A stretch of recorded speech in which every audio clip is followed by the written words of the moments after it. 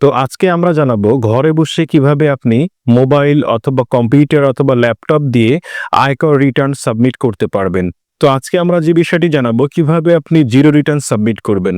যারা স্টুডেন্ট আছেন, গৃহিণী আছেন, যাদের করযোগ্য আয় নেই, তারাই শুধুমাত্র জিরো রিটার্ন সাবমিট করতে পারবেন। তো এখন প্রশ্ন হচ্ছে যে কারা জিরো রিটার্ন সাবমিট করতে পারবেন? করযোগ্য আয়ের ভিত্তিতে যাদেরকে রিটার্ন দাখিল করতে হবে। কোনো সাধারণ ব্যক্তির আয় যদি ৩,৫০,০০০ টাকার ভিতর হয় তাহলে তাকে কর দিতে হবে না। মহিলা এবং ৬৫ বছর বা তদূর্ধ্ব বয়সের করদাতার আয় যদি বছরে ৪ লাখ টাকার ভিতরে হয় তাহলে তাকে কর দিতে হবে না। তৃতীয় লিঙ্গের করদাতা এবং প্রতিবন্ধী স্বাভাবিক ব্যক্তি করদাতার আয় যদি বছরে ৪,৭৫,০০০ টাকার ভিতরে হয় তাহলে তাকে কর দিতে হবে না। গ্যাজেটভুক্ত যুদ্ধাহতা মুক্তিযোদ্ধা করদাতার আয় যদি বছরে ৫ লাখ টাকার ভিতরে হয় তাহলে তাকে কর দিতে হবে না। তো আপনারা বুঝে গেছেন কাদের কর দিতে হবে এবং কাদের কর দিতে হবে না। কারো যদি টিন সার্টিফিকেট খোলা থাকে তাহলে তাকে অবশ্যই আয়কর রিটার্ন জমা দিতে হবে। কারো যদি করযোগ্য আয় না থাকে তাও তাকে জিরো রিটার্ন সাবমিট করতে হবে। যেমন গৃহিণী, স্টুডেন্ট এবং যাদের করযোগ্য আয় নেই তারা জিরো রিটার্ন সাবমিট করতে পারবেন। তো আমরা জিরো রিটার্ন সাবমিট কিভাবে করবে এটা দেখিয়ে দিচ্ছি।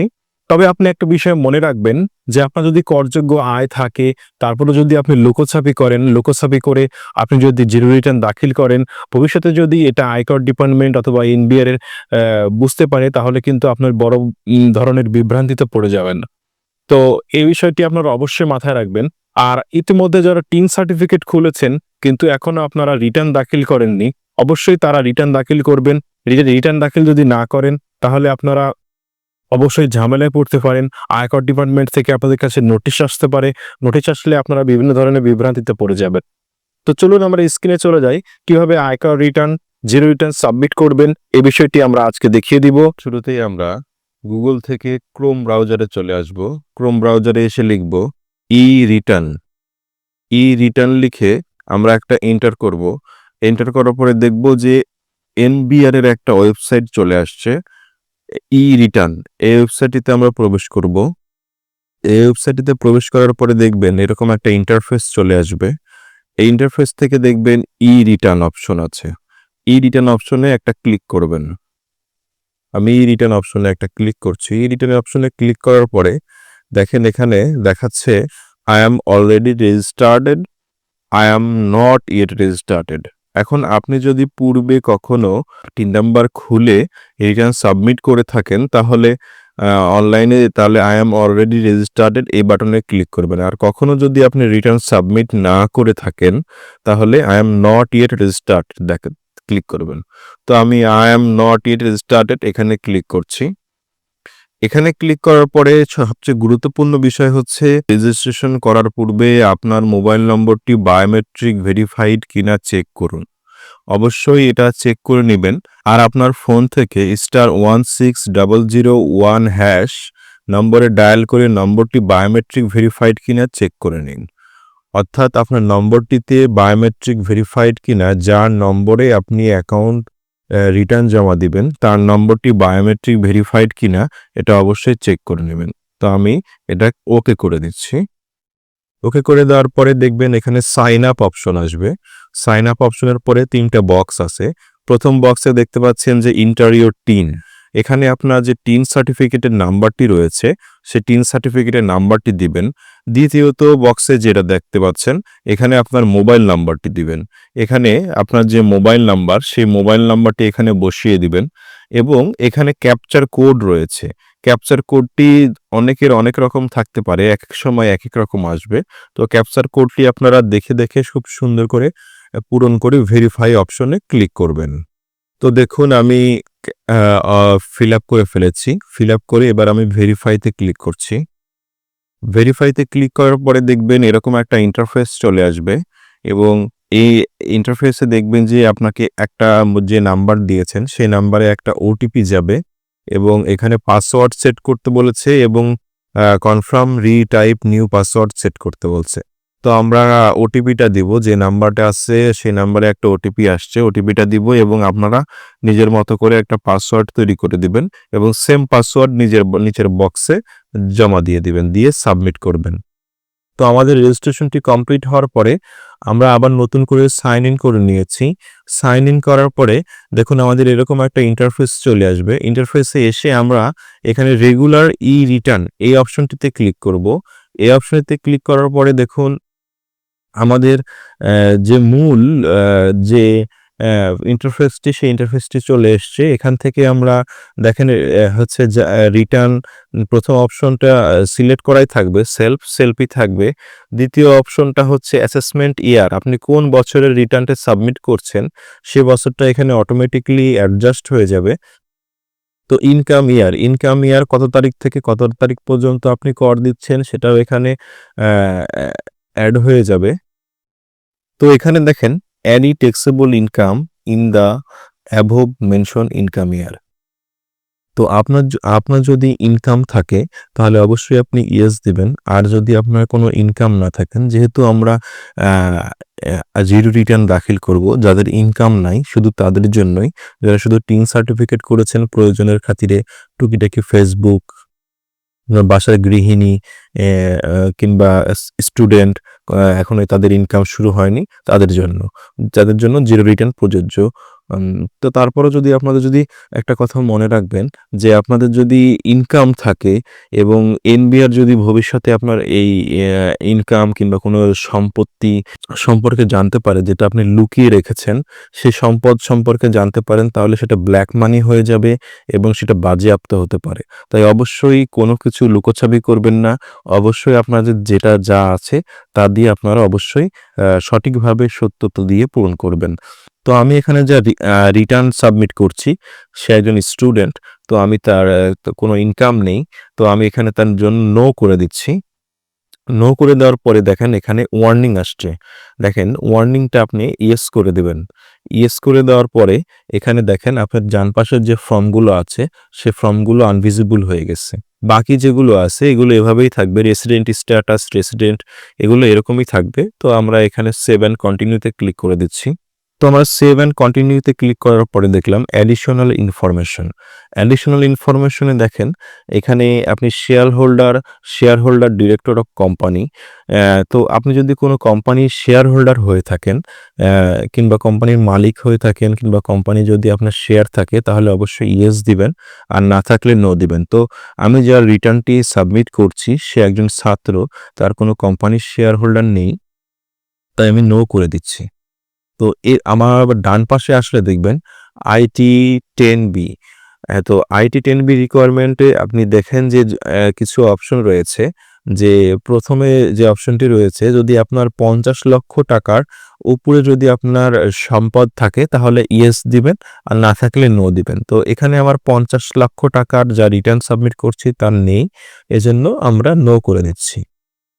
তারপরে দেখেন আরেকটা অপশন আছে own motor car. Own motor car, যদি আপনার মোটর কার থাকে তাহলে অবশ্যই আপনি ইয়েস করে দিবেন, আর মোটর কার না থাকলে নো করে দিবেন। তো আমি নো করে দিচ্ছি। তো পরের অপশনে দেখেন ওন অফশোর প্রপার্টি। তো এখানে যদি আপনার কোনো অফশোর প্রপার্টি থাকে তাহলে ইয়েস করে দিবেন, না থাকলে নো করে দিবেন। আমি নো করে দিচ্ছি। তারপরে দেখেন have a house property in Annie city corporation. আপনার যদি সিটি কর্পোরেশনের মধ্যে কোনো প্রপার্টি থাকে তাহলে ইয়েস করে দিবেন, না থাকলে নো করে দিবেন। আমি নো করে দিচ্ছি। তারপরে দেখেন IT 10B may be not be mandatory still want to submit. তো আমি এখানে ইয়েস করে দেব। ইয়েস করে আমি সেভ অ্যান্ড কন্টিনিউতে ক্লিক করব। দেখেন সেভ অ্যান্ড কন্টিনিউতে ক্লিক করার পরে আমাদের যে ইন্টারফেসটি চলে আসছে, এরকম একটা ইন্টারফেস চলে আসবে। তো এই ইন্টারফেস থেকে যদি আপনি কি করেছেন, সারা বছরে কত টাকা খরচ করেছেন, কত টাকা ইনকাম করেছেন, কত টাকা কোথায় খরচ করেছেন, কি পারপাসে খরচ করেছেন, সব বিস্তারিত এখানে আপনাকে দিতে হবে। আপনি যদি বিস্তারিত না দিতে চান তাহলে আপনি নো করে শুধু বছরে কত টাকা খরচ করেছেন সেটা আপনি এখানে দিয়ে দিতে পারবেন। তো আমরা এভাবে না দিয়ে আমরা ইয়েস করে বিস্তারিত দিয়ে দিব, কারণ বিস্তারিত দিলে ভবিষ্যতে আপনাকে রিটার্ন সাবমিট করতে গেলে কোনো সমস্যায় পড়তে হবে না। তাছাড়া ভবিষ্যতে যাচাই বাছাই করতে গেলে আপনার অনেক সমস্যা হতে পারে। আমরা ডিটেলে আপনাকে বিস্তারিত বুঝিয়ে দেব। যেহেতু আপনি একজন গৃহিণী, একজন ছাত্র, সেহেতু আপনার ইনকাম পারপাস কিভাবে হচ্ছে এবং কতটুকু হচ্ছে আপনি সবকিছু আ উম এ এখানে ডিটেইলে পূরণ করে দিলে বিস্তারিত ভালো হবে। আপনার সৈন্য কতটুকু আছে, আপনি কতটুকু খাদ্য খেয়েছেন, কত টাকার খাদ্য খেয়েছেন, কোথায়, কোথায় ঘুরতে গিয়েছেন, লাইফস্টাইল কত টাকা খরচ হয়েছে, আ অন্যান্য পারপাসে কত টাকা খরচ হয়েছে, সবকিছু আমরা এখানে বিস্তারিত দিয়ে আমরা এখানে পূরণ করে দেব। তো প্রথমে দেখেন expenses for food, clothing and other essential. তো এটা হচ্ছে আপনি বছরে কত টাকার খাবার খেয়েছেন এবং কত টাকার জামাকাপড় ব্যবহার করেছেন এবং আদার্স খরচ কতটুকু হয়েছে। তো আমরা এখানে একটা নির্দিষ্ট অ্যামাউন্ট দিয়ে দিব ৪৫,০০০। যেহেতু সে ছাত্র, সেহেতু বছরে সে ৪৫,০০০ টাকা খরচ করেছে। তারপরে দেখবেন যে এডুকেশনাল এক্সপেন্সেস। এডুকেশনাল এক্সপেন্সে আপনার কত টাকা খরচ হয়েছে? পড়াশোনা বাবদ যাবতীয় কত টাকা খরচ হয়েছে? তো আমি এখানে ৩০,০০০ টাকা দিয়ে দিচ্ছি যে আমার ৩০,০০০ টাকা পড়াশোনা বাবদ খরচ হয়েছে। তো তারপরে আপনি দেখেন যে নিচে আসলে দেখবেন যে festival and others special expenses. তো এখানে আপনি যেটা দেখবেন যে আপনি বিভিন্ন পার্টি, বিভিন্ন ট্যুর, হলিডে ট্যুর, বিভিন্ন আদার্স স্পেশাল এক্সপেন্সেস এগুলোতে আপনি কত টাকা খরচ করেছেন। তো আমি এখানে ১০,০০০ টাকা দিয়ে দিচ্ছি। তো দেখেন এখানে আমার total expenses relating to lifestyle, তো এখানে আমার টোটালি আসছে ৮৫,০০০ টাকা, ৮৫,০০০ টাকা। তো আমি ৮৫,০০০ টাকা বছরে খরচ করে ফেলেছি। তো এটা আমরা পূরণ করার পরে সেভ অ্যান্ড কন্টিনিউতে ক্লিক করব।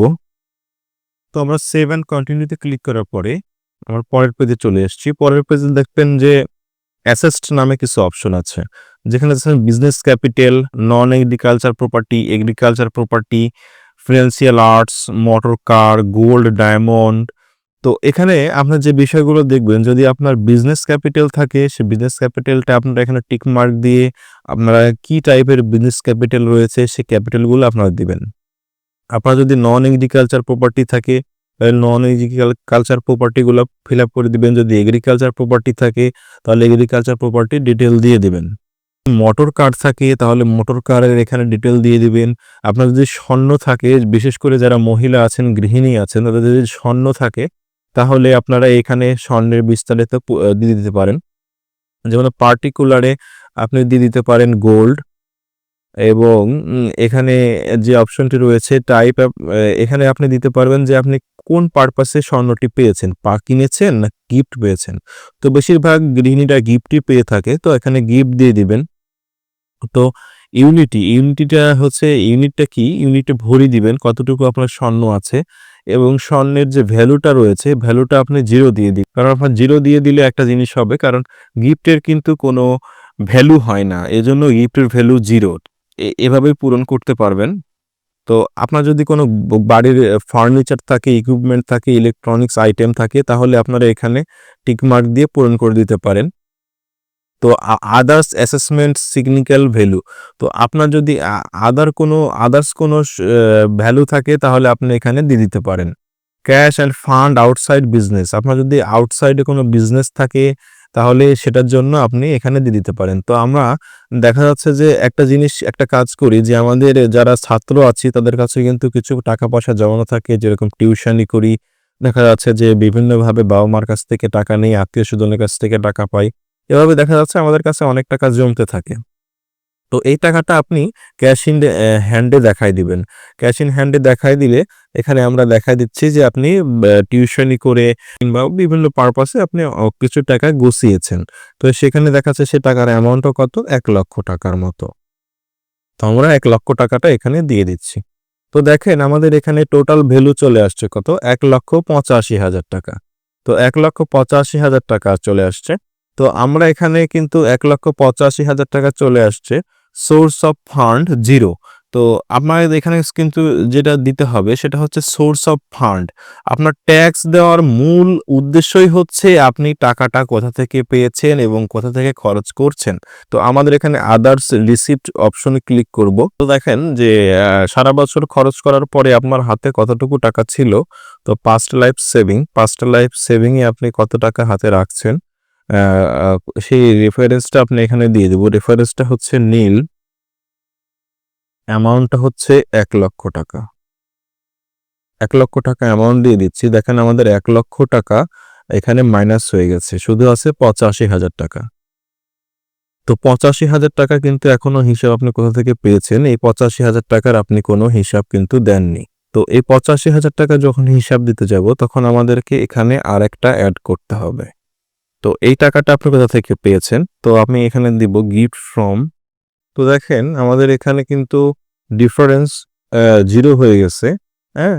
ডিফারেন্স 0 হয়ে গেছে। তো আমরা এখানে কি কাজটা করলাম দেখেন। আমরা ১ম থেকে দেখাই আপনাদেরকে। যে আপনি যেহেতু স্টুডেন্ট সেহেতু আপনি আ উম টিউশন করাতে পারেন, ছাত্র পড়াতে পারেন কিংবা বাবা-মার কাছ থেকে বিভিন্ন সময় বিভিন্ন অকেশনে টাকা নিয়েছেন, সেগুলো খরচ করেননি। আপনার হাতে কিছু টাকা রয়েছে, আত্মীয়স্বজন আপনাকে কিছু টাকা দিয়েছে। দেখা যাচ্ছে আপনি ঈদে সালামি-টালামি পেয়েছেন। বিভিন্ন পারপাসে আপনি টাকা কিছু কালেক্ট করেছেন। সেটা অ্যামাউন্ট কত? ৳১,০০,০০০ আপনার হাতে জমিয়েছে। এজন্য আমরা ক্যাশ ইন হ্যান্ডে ৳১,০০,০০০ আপনাকে এখানে দেখিয়ে দিলাম।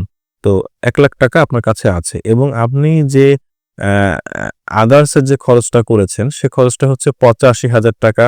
আপনি আদার্স এর যে খরচটা করেছেন, আমরা ১ম এ সে ফর্মটা পূরণ করে এসেছি। সে ফর্মে দেখা যাচ্ছে ৳৮৫,০০০ খরচ হয়েছে। তো আমরা এই টাকাগুলো আমরা কি পারপাসে পেয়েছি সে পারপাস গুলো দেখাচ্ছি। তো পাস্ট লাইফ সেভিং এ আপনি ৳১,০০,০০০ আপনি জমিয়েছেন পাস্ট লাইফ সেভিং এ। তো আমরা এখানে রেফারেন্স এর জায়গায় নীল দিয়ে দিয়েছি। আর ৳৮৫,০০০ যেটা সেই ৳৮৫,০০০ আপনি কোথা থেকে পেয়েছেন? সেটা হচ্ছে আপনার বাবার কাছ থেকে পেয়েছেন। কারণ আপনার বাবার সংসারে আপনি থাকেন। আপনি তো গিফট ফ্রম ফাদার ৳৮৫,০০০। তো দেখেন আমাদের এখানে সব ভ্যালুটা সমান হয়ে গেছে। তো ডিফারেন্স 0 হয়ে গেছে। তো আমরা এখানে সেভ অ্যান্ড কন্টিনিউ তে ক্লিক করে দেব।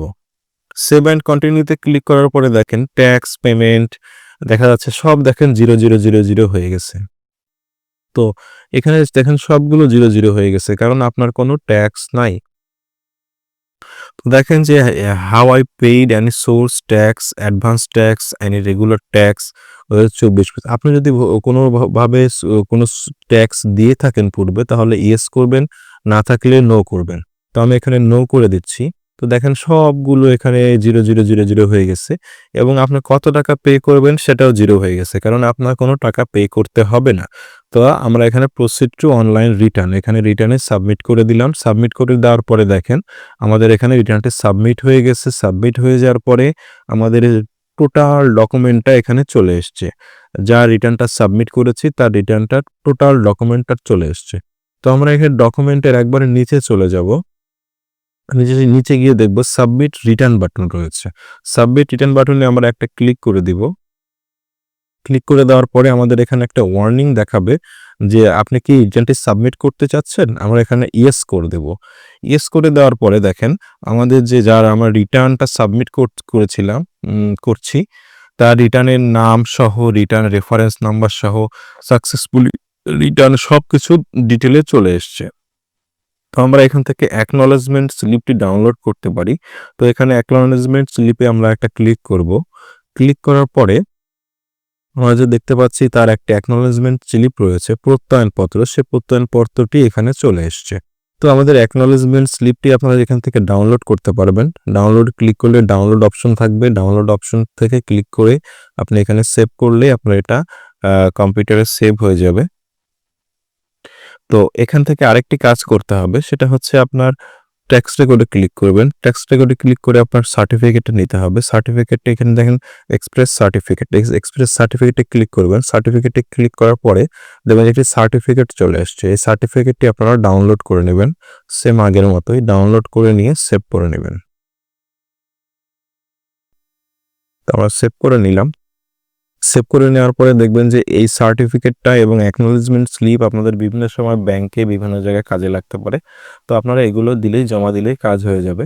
ভিডিওটি দেখে যদি আপনি জিরো রিটার্ন সাবমিট সম্পর্কে বুঝতে না পারেন, তাহলে অবশ্যই আপনি একজন উকিলের শরণাপন্ন হবেন।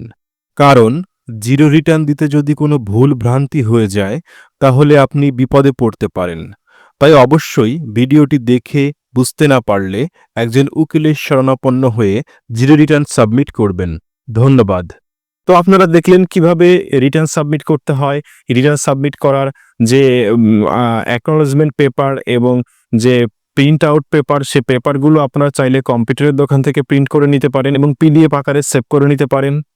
তো ভিডিওটি ভালো লাগলে অবশ্যই লাইক করবেন, কমেন্ট করবেন এবং ইউটিউব থেকে দেখে থাকলে সাবস্ক্রাইব করবেন। তো ধন্যবাদ, ভালো থাকবেন। আসসালামু আলাইকুম।